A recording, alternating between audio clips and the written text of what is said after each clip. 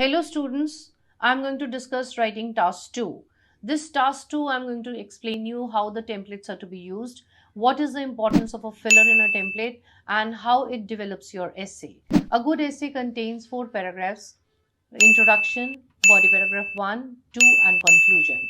Now just have a look at your screen. This is going to be a sample answers for you. Introduction. The importance of there's a blank. In this blank, kindly rephrase the question and your line will be completed. Which was always debatable has now become more controversial, with many people claiming that it is beneficial while others reject the notion. You will have a look at the screen that how easy it is to develop the complete paragraph into 55 or 60 words. Body paragraph 1, it contains 3 reasons. The opening line is given to you.